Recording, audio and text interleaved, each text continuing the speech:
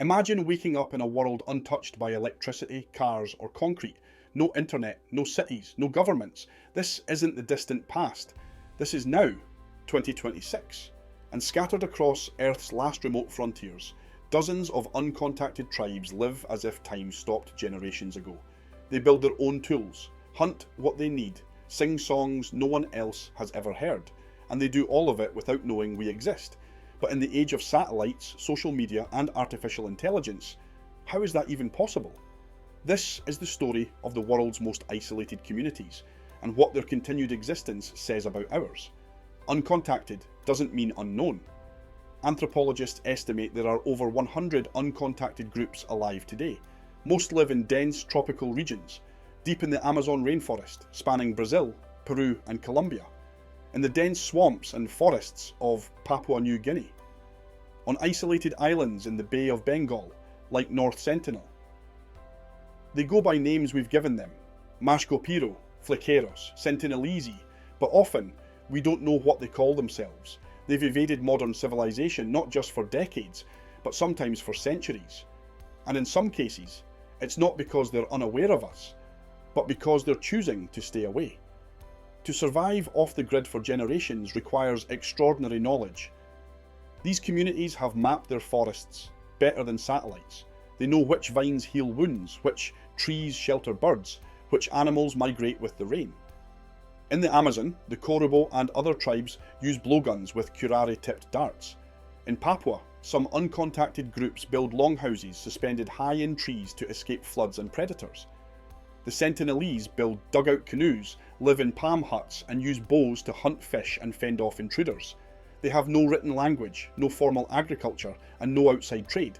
And yet they survive, adapting to the most biodiverse and often most dangerous ecosystems on Earth. They are experts of the wild, quiet stewards of nature. Their isolation is both strength and vulnerability. A simple flu virus carried by a visitor could devastate an entire tribe with no immunity. This is not hypothetical. It has happened before. Illegal logging, poaching, mining, and deforestation push ever closer to their territories. As forests fall, so do the natural buffers that kept these tribes safe. One camera drone, one overflight, one desperate land grab, boom, can change the course of their entire existence. And with climate change shifting ecosystems, even the plants and animals they rely on are becoming harder to find. Survival becomes a tighter rope walk every year. Should we try to contact them? It's one of the biggest ethical debates in modern anthropology. Governments like Brazil and Peru have declared no-contact zones, protected areas where outside access is illegal. But not everyone respects that boundary. Missionaries, miners, and even YouTubers have tried to reach these communities. Some with curiosity, some with good intentions, some with greed. And the results have sometimes been tragic. Contact can mean disease, violence, cultural collapse. Even well-meaning aid can unravel centuries of delicate balance. What if our help is the threat? In 2018, an American missionary was killed by the Sentinelese after illegally approaching North Sentinel Island. He wanted to share his faith, but the tribe wanted no part of it.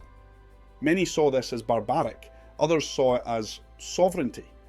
These tribes didn't ask to be studied, they didn't consent to our curiosity, and their right to live undisturbed. Even if it seems strange to us, may be one of the most radical acts of human freedom in the modern world. Every uncontacted tribe that disappears takes with it an entire way of seeing the world. Unique languages, myths, skills, songs, worldviews, gone in silence. They carry generations of ecological knowledge, how to live with the land, not just on it. They remind us that humans once knew how to adapt without dominating. Their extinction isn't just a cultural loss, it's a loss of human possibility. It's easy to think of these tribes as static, frozen in time, but what if they aren't as disconnected as we think?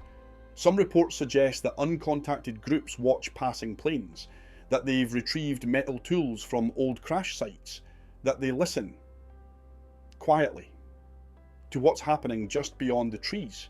They may not speak our language, but they see us, and their silence might be a conscious decision, a boundary they've chosen, and one we should learn to respect. In a world where everything is tracked, filmed, tagged and posted. The existence of uncontacted tribes feels impossible, but maybe. That impossibility is exactly why it matters. They are not just relics of the past, they are proof that other ways of living are still possible, ways that are slower, smaller, and more rooted. Thanks for exploring from home with me.